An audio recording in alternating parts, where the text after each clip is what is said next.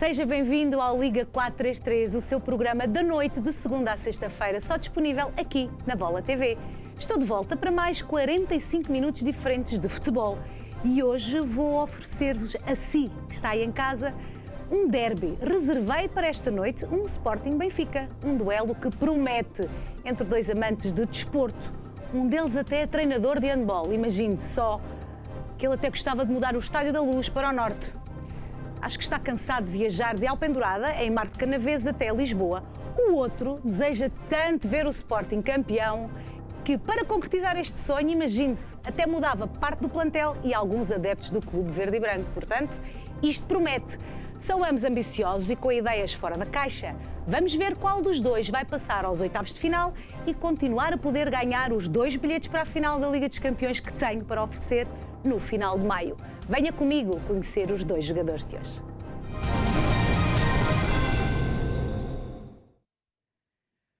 Para jogar aqui comigo em estúdio, hoje vou ter o Frederico Martins e o Carlos Caria. O Frederico Martins tem 33 anos, vem do Forte da Casa, em Alverca, e é sportinguista.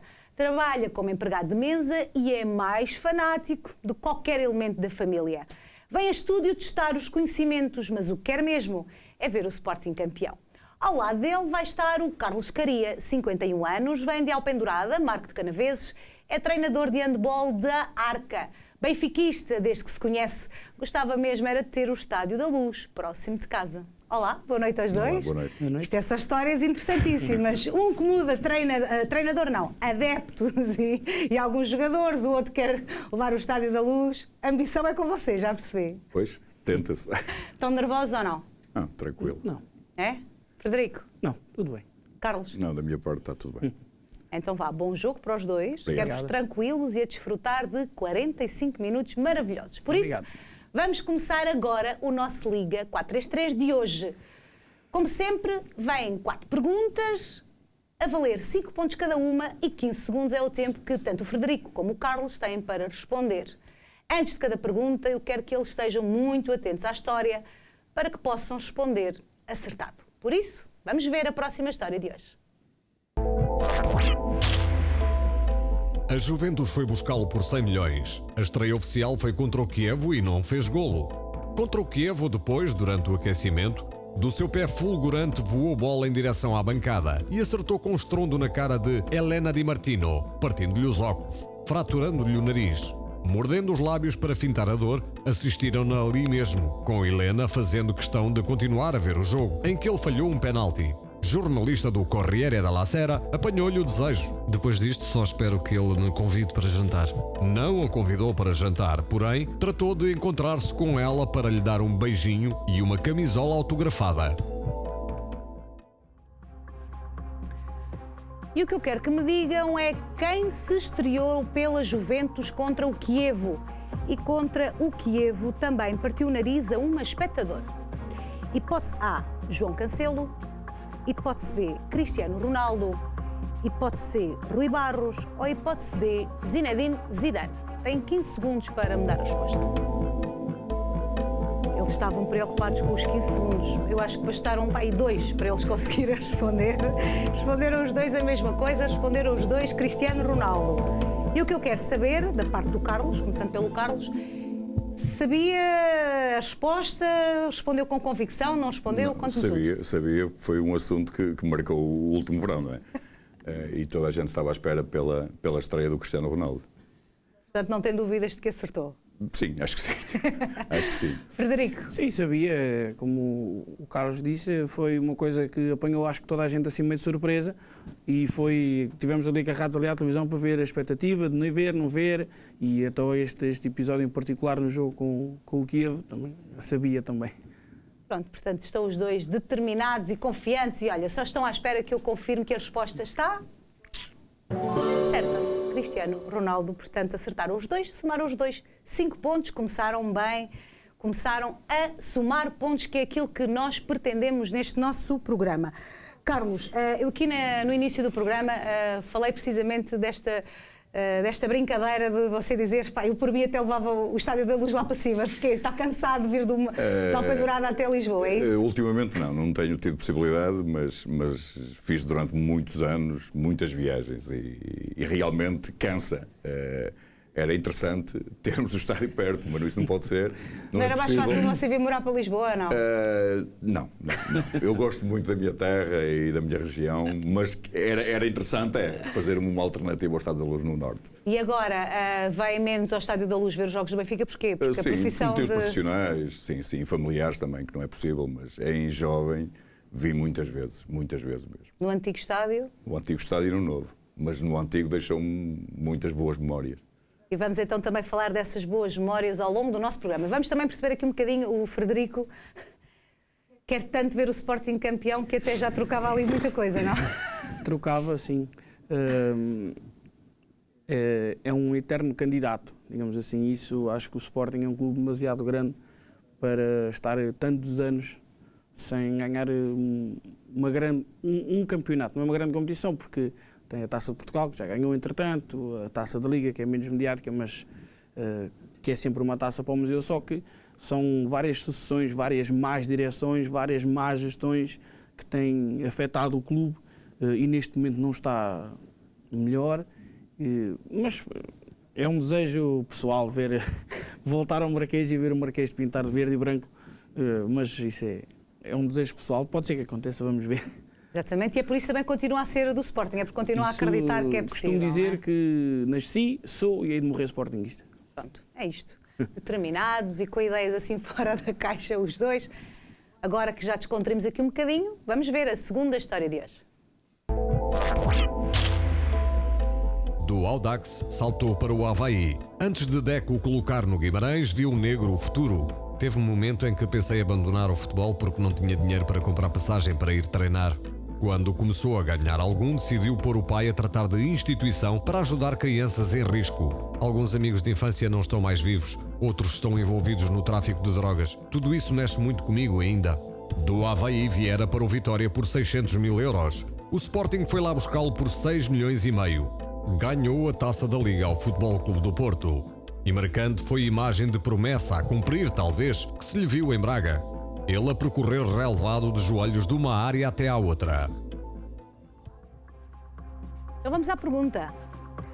Quem foi do Avaí para Guimarães por 600 mil euros e depois foi comprado pelo Sporting por 6 milhões e meio? Hipótese A, Bruno Gaspar.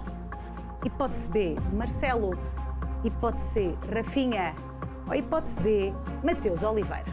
15 segundos para a resposta. 1 segundo bastou. Estavam tão preocupados com o tempo que afinal... Isso deve ser o dedo. Então vá, responderam os dois a mesma coisa. Responderam os dois a hipótese C, Rafinha. Frederico, vai estar certa esta resposta ou não? Vai, sim. Porquê? Porque é o Rafinha. E porque conheço a história, eu já ouvi falar e é um belíssimo jogador. É ali uma pérola que acho que o clube tem ali. E porquê é que não era o Marcelo, que estávamos aqui a falar? Não vou complicar. Carlos, está certo ou não? Não, o Marcelo... Foi o único que saiu do Guimarães para o Sporting. Os outros não saíram. O Marcelo há vários. Podia ser o do Real Madrid, podia ser o central que andou lá, porque ele quase não jogou, andou lá. Mas não vamos complicar. Não vamos complicar mais isto. Então venha daí a resposta certa. Rafinha, a resposta C era esta. A resposta certa, acertaram os dois e somaram mais 5 pontos. 10 pontos para o Frederico, 10 pontos para o Carlos. Portanto, eles sabem mesmo das histórias e estão atentos às imagens e está a ajudar, não está? Sim. Muito. Pronto. Por então, enquanto. espero que aí em casa também estejam atentos às imagens. Por isso, atenção à terceira história de hoje. O bairro onde cresceu, Virgem dos Pobres, além de miserável, é dos espaços mais perigosos de Maceió. Dos maus caminhos, porém, ele andou sempre a fugir, com sonho quente, só ser jogador de futebol. Para afastar a fome de casa, o pai cruzava sem descanso a cidade de bicicleta como vendedor ambulante. Mesmo assim era difícil a vida. A professora primária contou-o. Na volta de final de semana me disse: cortaram a energia da minha casa. Perguntei sobre as coisas da geladeira. Respondeu que não tinha nada, só água. Pô-lo então a viver em sua casa. Tempo passou. Scolari desprezou-o na pré-convocatória para o Mundial e ele saltou do Hoffenheim para o Liverpool por 41 milhões de euros.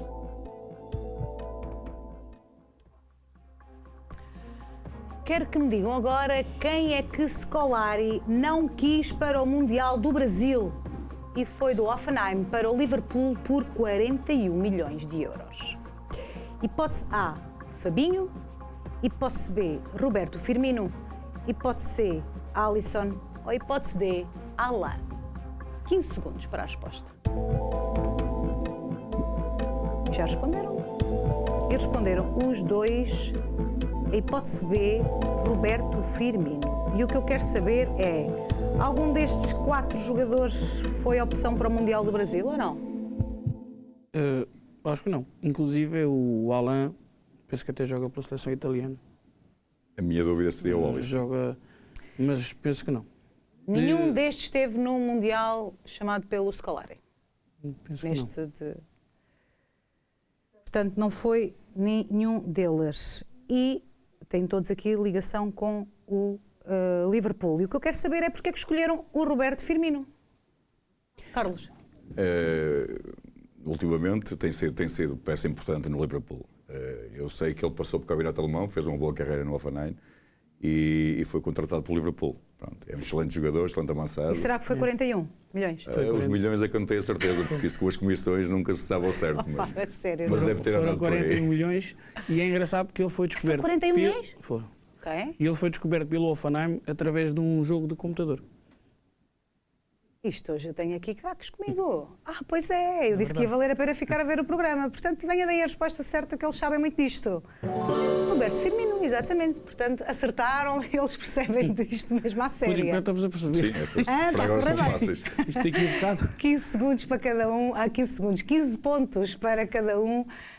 Baralhava aqui um bocadinho com o Frederico, já sabe, isto agora a seguir não vai ser sempre assim, não é, Carlos? Foi isto. Vamos ver, vamos ver. Vamos lá. Há de chegar uma altura. Vai chegar uma altura, mas ainda não é esta altura. Agora ainda vamos para a última história desta primeira fase. Vamos ver se eles vão somar ou não mais 5 pontos. Venha daí a história. Com o destino de cara amarrada a desafiá-lo, chegou a andar-lhe pela cabeça a ideia de deixar o futebol. Acabrunhado estava quando Fernando Chalana o salvou. Entre os 14 e os 17 anos joguei muito pouco no Benfica, fui-me abaixo, mas quando um dos maiores jogadores da história diz que vais chegar ao topo, acredita em ti, isso só pode dar muita força e vontade de trabalhar mais duro. Chalana deu-lhe mais do que fé e futuro na sua crença. Também lhe deu umas chuteiras. Copa Mundial que eu ainda guardo religiosamente. Jorge Jesus não deu sinais de o aproveitar como já merecia. O Mónaco pagou 15,75 milhões de euros por ele e com Leonardo Jardim ganhou em destaque o campeonato francês. E agora quero que me digam quem é que o Mónaco foi buscar ao Benfica e Guardiola levou para o Manchester City. Hipótese A, Ivan Cavaleiro. Hipótese B, Gil Dias. Hipótese C, Bernardo Silva. Ou hipótese D, Rony Lopes. 15 segundos para me darem a resposta. Responderam os dois a hipótese C, Bernardo Silva, e arrisco-me a dizer que têm a garantia que a resposta está certa, Carlos. Certeza. Certeza absoluta. Todos eles têm passado no Mónaco. Todos eles têm passado no Mónaco, é isso? Não foi aproveitado pelo Jorge Não foi Jesus. aproveitado por Jorge Jesus. Pronto. O Rony Lopes não tenho bem a certeza, Não, o mas Rony não. os outros 3 não foram aproveitados por. E o Gil Dias também não sei. Pronto. E porquê é que foi o Bernardo? Aquilo na altura foi polémico porque o Jorge Jesus tinha e acho que ainda tem um bocadinho a fama de não aproveitar os miúdos. E então o Bernardo, como se vê, não é? Acho que sem muito palavreado, acho que deu razão àqueles que achavam que ele era de facto aquilo que ele vale. E o Jorge Jesus não tem por onde pegar. Porque... E porquê é que o Carlos escolheu o Bernardo? Sim, esta história do Bernardo do Benfica é uma coisa surreal. Porque Mesmo. querer converter um jogador daqueles a defesa esquerda. Em lateral esquerdo. Mas pronto, o Jorge Jesus tinha a ideia dele e temos que respeitar. Agora, isto é um craque. E era um craque que toda a gente via na equipa B e nas camadas jovens isso não deixava dúvidas nenhumas. Pronto, e agora está à prova aí, o Guardiola está a tirar o máximo partido dele. Eu acho que o Jorge Jesus queria fazer ao Bernardo o que fez ao Fábio Coentrão. Pois, mas não há situações iguais. Não, quer dizer, é o preto do branco. Grande jogador. É isso. Eu não disse que eram dois amantes do futebol. Eu avisei. Portanto, venha daí. A resposta certa é... Bernardo Silva, ele mesmo era o protagonista desta nossa história, o craque de que estávamos aqui a falar. O Frederico sabia e o Carlos também, por isso somaram mais 5 pontos, 20 pontos para cada um. A primeira fase correu-lhes lindamente, acertaram nas 4 perguntas que lhes coloquei, portanto, estão certamente confiantes. Carlos, era isto que estava à espera, quando viajou lá de tão longe? Em relação às perguntas? Sim. Sim, isto normalmente na fase inicial já sabemos que é assim uma coisa mais facilitada, digo eu, mas pronto, mas às vezes há surpresas. Mas o espírito vai participar e tranquilo, com muito fair play. Claro. E até estamos aqui um Benfica Sporting e que está a correr bem. Nos últimos semanas. Estão a concordar nas respostas, estão a concordar nas ideias. Tem que se perceber o desporto desta maneira, sim, com muito fair play. E era isso também que eu lhe ia perguntar, porque o Carlos, como eu disse já neste programa, tem uma carreira no handball, é dirigente, é treinador. Mais recente. Comecei no futebol mais novo. Pronto, e era aí também que eu queria que nos contasse. Conte-me lá, gosta mais de handball ou de futebol? É sim, hoje em dia estou um bocadinho dividido, porque o futebol foi a minha base no desporto desde sempre, desde quando era mais jovem. O handball apareceu mais tarde por intermédio da minha filha, que praticava handball. Onde? Na Arca? Na Arca também. Eu cheguei como pai e ela acabou por sair, porque já não tinha possibilidades de continuar, e eu acabei por ficar. E o que é que faz na Arca? Eu, neste momento, no clube, tenho as funções de treinador e coordeno a nível de direção toda a logística, pronto, que passa por jogos e outro tipo de situações. O clube, felizmente para nós, está no bom caminho. Para quem não sabe, e está lá em casa a ver-nos nesta altura, diga-nos, apresenta a Arca. Eu apresento com todo o gosto. A Arca, neste momento, modéstia à parte, para mim e para nós, para os meus colegas, será a melhor escola de formação de handball feminino do país. Temos que dizer isto alto e bom som, porque acho que é importante dar o conhecimento. Somos um clube que não temos só handball, temos handball e futsal. O futsal passou por um período, na altura, em Alpendurada, que deixou de ter uma equipa sénior, que até participou na primeira divisão, e agora está a ser reativado os escolas de formação, com um excelente trabalho dos meus colegas, e também estou no bom caminho. Temos 9 equipas de handball, temos 4 equipas de futsal. E só há mulheres a jogar handball? Handball só mulheres. O futsal só meninos. Pronto. E homens, neste caso, séniores. Agora, o mais interessante que temos que dizer é esta parte de espírito de fair play e perceber que elas ocupamos um tempo muito importante no dia-a-dia delas e com os pais a ajudar-nos e muito. E temos que agradecer aos pais. E todas as instituições, desde Câmara claro. E já estou aqui a alongar um bocadinho. Pronto, então, mas está a correr bem o trabalho que estão a fazer lá, já conhecemos aqui um bocadinho, mas também agora quer falar com o Frederico, não é? Não é treinador de handball, mas também tem uma história maravilhosa. Conte-me lá o que é que faz. Eu sou empregado de mesa, neste momento. E onde? Não sei se posso dizer à vontade. No Escondidinho do Charquinho, em Benfica. Pronto, já está. Pertíssimo do Hospital da Luz. Pronto. É onde? Ali muito perto do Hospital da Luz. Okay. Tenho como referência o Hospital da Luz. Pronto. Ok. E é feliz? Sim. Gosto do que faço, embora tenha... Olha, trabalha ali a olhar para o estádio do Benfica. Não. Eu não tenho vista para o estádio. Não tenho vista para o estádio, passo lá em frente. E então? Tudo isso, não tenho problema, não tenho qualquer tipo de problema. Não sou desse tipo de... Sportinguista por culpa de quem? A família, o meu avô, o meu pai, mas acho que fui eu o único que seguiu o sportinguismo, porque eles não... E costuma ir ao Alvalade ver os jogos? Claro, isso só se não puder. Só se não puder. Se gosta agora, é para estar lá presente. Claro, gosto de futebol, tenho a ideia e acho que ainda posso vir a concretizar de trabalhar em futebol, de fazer algo relacionado com futebol, mas pronto, neste momento trabalho no restaurante, é um negócio de família. Ainda é novo, tem 33 anos, portanto ainda tem uma vida inteira para tentar fazer outra coisa. É um negócio de família, felizmente trabalha bem e estamos lá todos para isso. Eu disse que estávamos em excelente companhia, por isso só tem de ficar na nossa companhia. Já conhecemos um bocadinho melhor os nossos 2 jogadores de hoje. Vamos ver qual dos 2 vai vencer. Sim, porque só um vai passar aos 8avos de final. Agora que já acabou a série mais fácil, vamos complicar aqui um bocadinho o jogo. As próximas 3 perguntas são de um grau de dificuldade superior, por isso cada resposta certa vai valer 10 pontos. Vamos continuar a ter a ajuda do nosso arquivo fotográfico e, por isso, quero que estejam atentos às imagens. Como jogador foi campeão olímpico e vice-campeão mundial. No Milan, para lá de 4 campeonatos, venceu a Taça Latina por 2 vezes. No Milan começou treinador e em 1978-79 ganhou o Scudetto. Na Roma, campeão da Série A, foi também em 1982-83 e 2 taças de Itália lhe juntou, a de 1980-81 e 1982-83. Supersticioso, dele se dizia que levava para o banco chifres nos bolsos, acreditando que lhe davam poder mágico e que no balneário abençoava camisolas com água de Fregene. Afastado da final da Taça UEFA pelo Benfica, pediu a Viola que despedisse Prohaska, porque num treino lhe acertou com a bola na cabeça. Achou o sinal de azar e, sem o austríaco, perdeu nos penaltis a Taça dos Campeões para o Liverpool. Então, o que eu quero é que me digam quem é que pela Roma perdeu para o Liverpool nos penaltis a Taça dos Campeões de 83-84 disputada em Roma. Hipótese A, Neil Lindelof.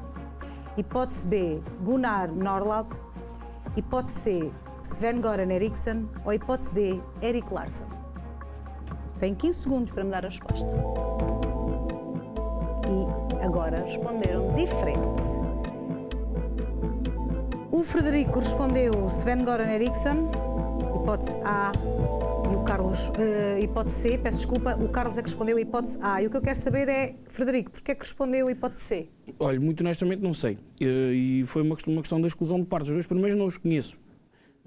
E o Erik Larsson foi um jogador sueco. Foi uma questão, não faço a mínima ideia de quem seja. Não sei a resposta, respondi por... Eu diz-me qualquer coisa do futebol italiano, o primeiro nome, com toda a franqueza, e eu acho que está certo. Acho, porque este nome diz-me do campeonato italiano. Falou-se ali do Milan, e eu recordo nesta eliminatória do Benfica com eles contra a Roma. O Benfica ganhou lá. O facto de ser mais velho aqui falo ter alguma memória diferente da do Frederico. Provavelmente, não sei se está certo ou se não está, mas uma minha intuição foi esta. São todos suecos, portanto vamos lá ver quem é que acertou ou não. A era a resposta certa e, portanto, acertou o Carlos. Dizia-lhe alguma coisa e dizia-lhe bem. Mas diz muito pelo Benfica, porque esta eliminatória ficou-me na memória. Ficou? E viu o jogo ou não? Vi na televisão. O Benfica ganhou 2-1 em Roma e tenho uma vaga ideia que ganhou aqui também na Luz, mas não tenho certeza. Mas lá em Roma ganhou 2-1. 83-84 e por isso acertou. A resposta certa era a hipótese A e, portanto, somou 30 pontos, tem agora 30 pontos e o Frederico tem 20. Os 20 que trouxe da primeira série. Mas temos mais 10 pontos para dar a seguir. Atenção à próxima história.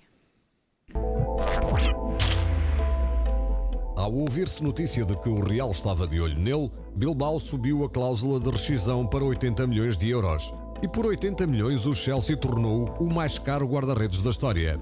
Na final da Taça da Liga, apercebendo-se de que na segunda parte do prolongamento tivera queimbras, Sarri deu-lhe indicação para sair e recusou a deixar o campo. Imagem de TV mostrou Sarri furioso por não lhe cumprir a ordem, mesmo tendo defendido depois um penalti no desempate.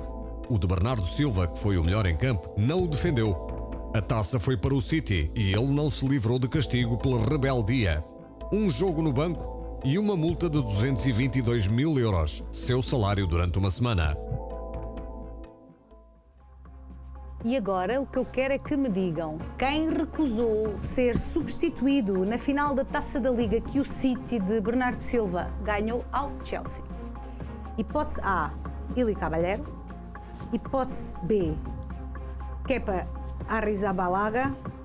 Hipótese C, Kepa Blanco. Ou hipótese D, Paulo Lopes. 15 segundos para me darem a resposta. Carrega? Acho que carreguei. Já carregou, agora já carregou. E carregou na hipótese B o Carlos, como carregou o Frederico. Isto é um episódio bem recente, não é? E portanto... Sim, que não devia ter acontecido. Pois. Uma falta de respeito enorme. E acabou por marcar este Sim, jogo, não é? sim. Acabou por ser mais, muito falado, melhor Muito dizendo. mediático. Muito mediático. Assistiu a este encontro da final da Taça da Liga? Vi, fiquei espantadíssimo a ver uma coisa daquelas. Nunca tal tinha visto. Mas nunca tinha... Frederico, também nunca tinha visto um treinador tão irritado? Não, e depois é óbvio, é faltar ao respeito ao treinador, aos colegas, aos adeptos. Foi feio, mas... Ao desporto, em geral. Ao desporto, mas também saiu-lhe do bolso, digamos assim. Exato. E acaba por marcar então esta Taça da Liga que o City de Bernardo Silva ganhou ao Chelsea. Vamos lá só confirmar, a resposta certa é... Exatamente. Kepa Arrizabalaga. É um nome assim complicadíssimo de dizer, que isto é tão grande que a malta até quase que se atropela aqui com as sílabas todas. Portanto, vamos lá, acertaram os dois, eles sabiam precisamente este episódio de 24 de fevereiro deste ano e que acaba por ficar na memória de todos os que assistiram. Portanto, 40 pontos para o Carlos, 30 pontos para o Frederico. Eles percebem de futebol e agora quero saber se eles vão estar atentos a esta 7ª história de hoje. Quando, em consequência do embargo da ONU à Jugoslávia, a UEFA chamou a Dinamarca ao Euro 92, vivia dias terríveis no hospital de Copenhaga com a filha a lutar contra a leucemia. Dizendo-lhe que Line estava já à morte, falhou o jogo com a França. Ela própria lhe pediu que voltasse e jogasse por ela. Jogou. Nas meias finais marcou o penalti que eliminou a Holanda no desempate. Na final contra a Alemanha fez o 2-0, levando a que Laudrup afirmasse: sempre que os alemães atacavam, davam a ideia que nos iam matar e sem aquele nosso segundo golo, não tenho dúvidas, morríamos no prolongamento. Após a vitória em Gotemburgo, Line morreu e o drama virou tema central no filme Sommeren 92. Então, quem é que com a filha a morrer marcou o golo que acabou com o sonho alemão e deu o Euro 92 à Dinamarca? Hipótese A, Kim Vilfort. Hipótese B, Erik Larsson. Hipótese C, Michael Laudrup. Ou hipótese D, Kimi Christopher. 15 segundos para a resposta.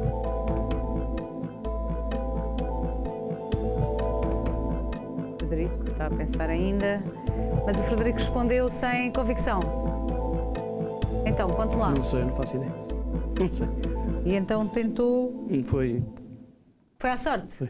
Não sei. Mas não às faço. vezes há respostas de sorte. Às vezes há, mas não tenho... Há os irmãos Laudrup, mas não Não lhe dizia nada esta história. Seria óbvio. Eu já tinha ouvido qualquer coisa, até porque aquilo foi histórico. A Dinamarca acabou depois por vencer aquele europeu, mas sim, foi repescada e acabou por vencer aquele europeu, mas não faço ideia, não tenho ideia. Ok, mesmo. então tentou a sorte. Carlos, porquê é que respondeu a hipótese B, Erik Larsson? Erik Larsson naquele campeonato marcou muito a prova. Foi Claro, foi o melhor marcador da competição. Se não me falha a memória, exatamente, foi muito importante. Eu estou a olhar ali para o Michael Laudrup e não sei se isto foi uma rasteira, porque inicialmente eles falaram no Michael Laudrup. Pois, eu achei muito óbvio. E confirmar a B seria quase ter-nos dado aqui um doce, mas pronto. Mas eu fui para o Larsson. Foi para o Larsson, sim. Foi ele o melhor marcador, mas pode não ter marcado na final, perfeitamente. Não é? Vamos lá então ver. A resposta certa é A, Kim Vilfort.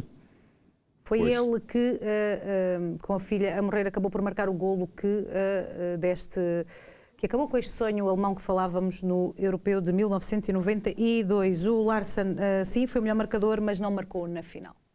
Portanto, olha, empataram. O Frederico soma agora 10 pontos, fica com 40 e o Carlos mantém os 40 que trazia. Não me dizia nada. O nome não me dizia nada, é engraçado. Os nomes todos dizem-me alguma coisa. Sim, mas não associado à história, não é? E lá está, isto é uma história que vai ficar para sempre no futebol, não é? Mas foi tirada à sorte. Pronto, também conta, não é? A sorte também conta. Para se ganhar é preciso ter sorte. Claro. Exatamente. E então... vamos então fazer aqui um balanço deste nosso programa. Relembro então a pontuação uma vez mais. Estão empatados com 40 pontos. No programa de hoje, neste Liga 433, estou com o Frederico Martins e com o Carlos Caria.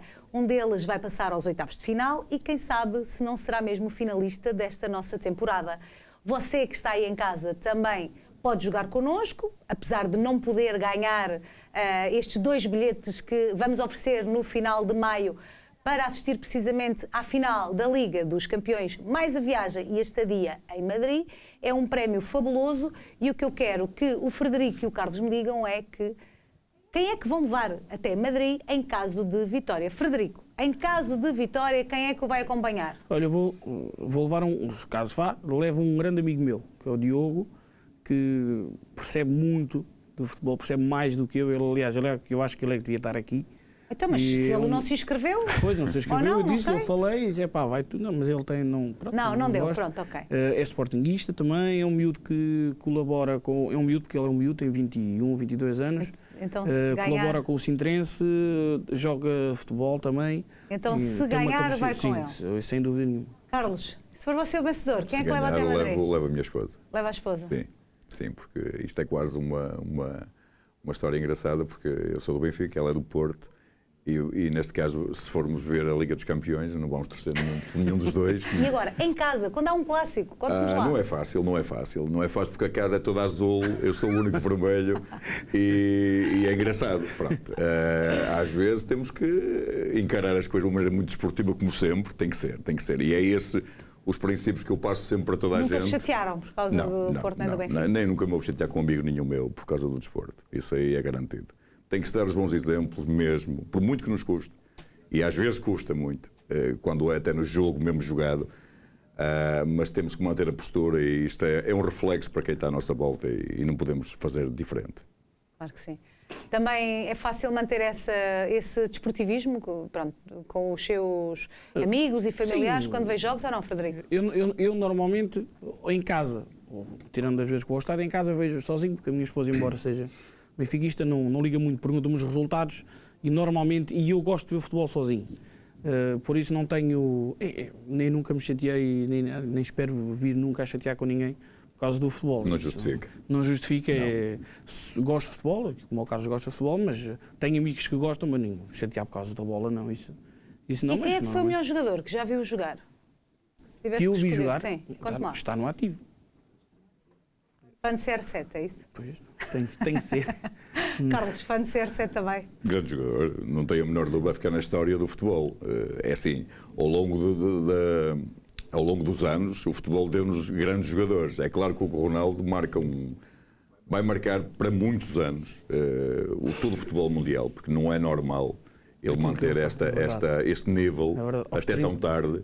E o exemplo que ele dá de profissionalismo, que é aquilo que eu digo às minhas pequeninas quando estou com elas, porque só com um trabalho é que chega lá e ele realmente trabalha. Ele também ajuda os treinadores nesta mensagem que tem de passar às atletas e não tem nada a ver com para futebol. poder ser boa, neste caso do handball, tens de trabalhar, não é? Sim. E o handball é um desporto de puro trabalho, não é mais nada. E, portanto, acaba por ser também um exemplo. Aquilo que ele tem é o trabalho dele. Nós temos Messi, Figo, Ronaldo, o fenómeno, temos muitos. Mas aquilo que o nosso Cristiano Ronaldo tem é o talento dele, mas também é o trabalho que ele desenvolve. Está aqui um treinador, está aqui um homem do handball, do desporto, ele é o primeiro a chegar e o último a sair. E isso faz-se. Aquilo que ele tem é o trabalho. Por isso é que eu admiro. Há malta que tem inveja dele, mas isso... Mas isso não interessa para aqui. São bons exemplos, é que nós queremos aqui energia positiva, energia negativa não faz cá falta. Portanto, vamos lá, seguir em frente com positivismo para a fase mais importante do nosso Liga 4-3-3. São as últimas 3 perguntas, as mais difíceis. Cada uma vale agora 20 pontos. Estão 60 pontos em jogo e por isso tudo pode acontecer e eles estão empatados. Recordo que têm 40 pontos cada um, por isso concentração máxima para os dois. Vem aí a 8ª história deste programa. No Botafogo tornou-se estrela caprichosa e logo houve quem passasse a tratá-lo por Gilda, como a do filme de Rita Hayworth, perigosa e vampiresca. Uma das vítimas da sua vaidade foi Rogério Pipi, que, contratado ao Benfica, nem um ano ficou no Rio. Cada vez mais boémio e enrodilhado no vício do álcool e do lança-perfume, viveu romances com as mulheres mais belas do Brasil e apanhou sífilis. Do Botafogo foi para o Boca e logo se falou do caso com Eva Perón. Andou pela Colômbia e já demente passou pelo Santos e o América. Internaram-no num hospício, encontraram-no morto no quarto. Tinha 39 anos e a seu lado a bola murcha com que nunca deixara de adormecer, aconchegada ao peito. Então vamos lá. Quem era estrela do Botafogo nos anos 40 e morreu internado num hospício destruído pela sífilis? Hipótese A, Heleno de Freitas. Hipótese B, Garrincha. Hipótese C, Leónidas da Silva. Ou hipótese D, Nilton Santos. 15 segundos para a resposta e eu quero saber o que é que vocês sabem dos anos 40, que é isto que estamos aqui a falar.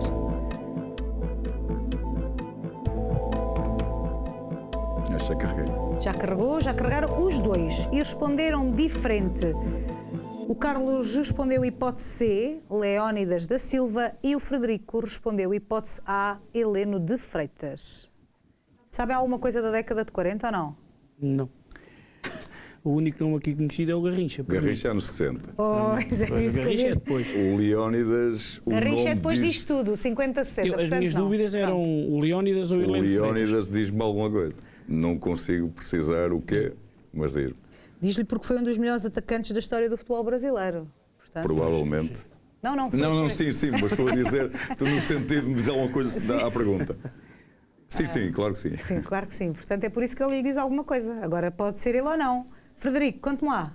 Heleno de Freitas estava-me a dizer que também era um nome que lhe dizia qualquer coisa. Tal como o Leónidas da Como o Silva. Leónidas, Era sim. uma ou outra. Nilton Santos não conheço, não faço a mínima ideia. Quer dizer, não tenho ideia. O Garrincha, Sim, anos 60. embora só tenha 33 anos, mas sei que o Garrincha Anos 60. é mais tarde.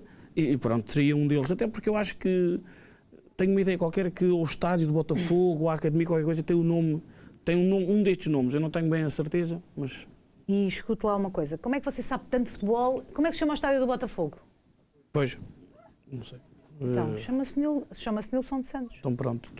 Desde 2015. Foi uma das figuras do Botafogo. Pronto, não É ele não que tenho dá nome ao essa ideia. estádio. Nilton Mas Santos. não era ele de quem estávamos pronto, aqui a não tenho falar. ideia. Pronto, portanto, Não fazia mesmo ideia. não é ele. Figura do Botafogo, mas não é ele. Mas agora... Não sei tudo. Vou dizer uma coisa. Um dos dois acertou. Ou A ou C. Vamos à resposta certa. Hipótese A, Heleno de Freitas. Portanto, foi Não dizia a nada. sorte que Estou ditou... completo. Não me dizia nada, Nada, rigorosamente. mas sim, foi ele. O Leónidas da Silva jogou na década de 30. Foi uma das figuras, mas é mas também anterior a esta não está história. muito- não está muito longe. longe. Portanto, concentração, vem daí a penúltima história de hoje. Foi em janeiro de 1909 esse Sporting Benfica.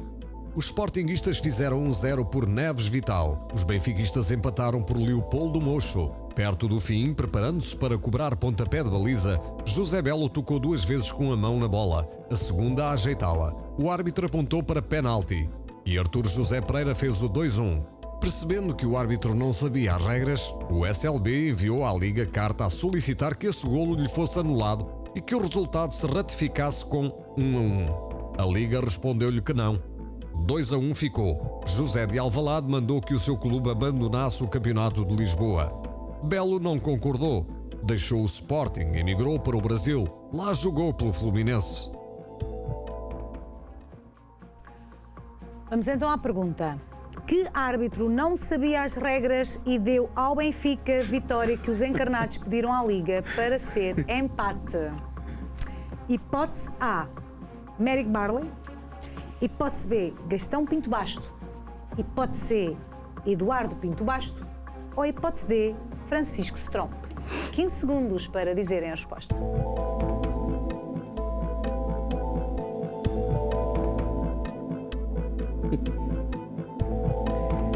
Os dois estão pensativos, mas estão pouco confiantes. Eu acho que já carreguei. Já.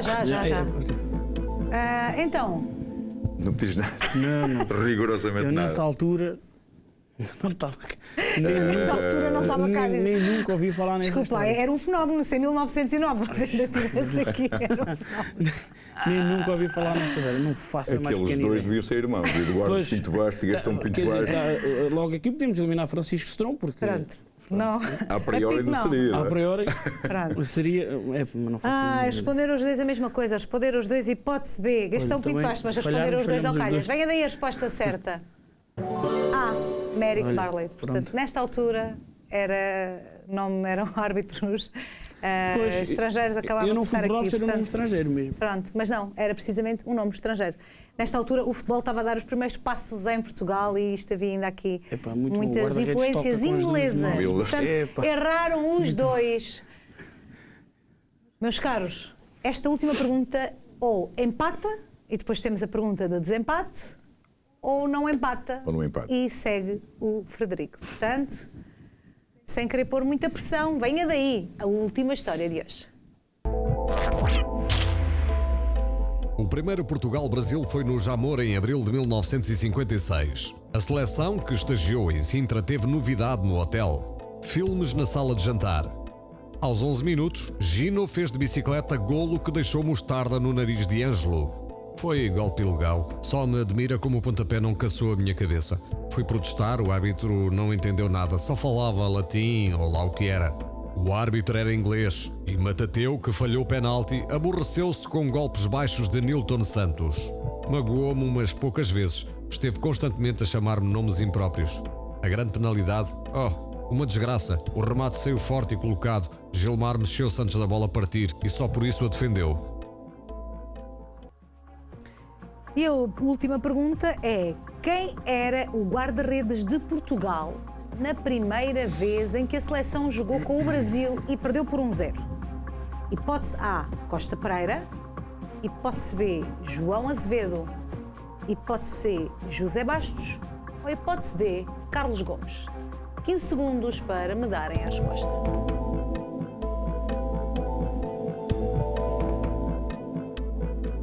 Eu vou seguir o meu coração, Então vá. mas não sei se vai dar. Então, Respondemos a mesma. responderam a mesma Provavelmente, coisa. sim, provavelmente Costa Pereira.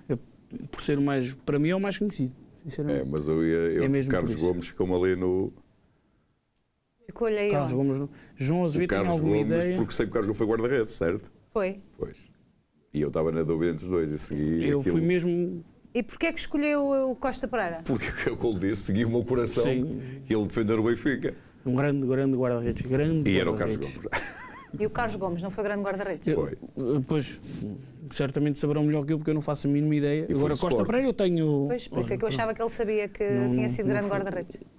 Não posso, não sei tudo. Foi de Sporting, sim. Pronto, ainda bem. Agora, Costa Pereira está na história do futebol. Mas Estará. o Costa Mas o Pereira- Carlos Gomes também está na história do futebol. Está. Pronto, mas da minha parte, com menos, Sim. honestamente, com menos conhecimento. Pronto, e é assim. A hipótese certa é Carlos Gomes. Carlos Gomes. A ver, segui o meu coração e não correu Pronto. bem. É isso.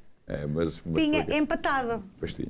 Não ia já para o pendurado. Não, eu não vou. Ainda vou ficar por cá. Pronto. Não acertou. Também, o Frederico também não acertou, mas como estava em vantagem das perguntas anteriores, acabou por vencer, segue ele em frente e o Carlos acaba por ser eliminado. E olha, tem que vir outra vez, noutra ocasião, ter connosco e mostrar que é possível gostar de handball Sim, e de sim. futebol e saber. Sim, tranquilo. Portanto, desejo-lhe boa sorte Tá, obrigado. para essa sua caminhada de Obrigadíssimo. dirigente e de treinador. Recebe uma assinatura mensal digital do nosso Jornal A Bola, é o que temos para lhe oferecer. O Frederico também recebe a assinatura digital e recebe o passaporte para os oitavos de final. Portanto, vamos ver como é que sai Ok. depois nessa eliminatória, até então aos oitavos. Chegou o momento de me despedir também de si, aí em casa. Foram 45 minutos fantásticos, mas já não temos mais tempo para conversa. Acaba aqui o nosso programa. A si, que está aí desse lado, agradeço-lhe de coração ter estado na nossa companhia, neste nosso programa diferente de futebol. Acompanhe-nos todas as noites de segunda a sexta-feira. No próximo programa estarei de volta com 2 novos craques. Eu estarei à sua espera, porque de bola percebo eu, eles e você. Volte comigo no próximo Liga 433.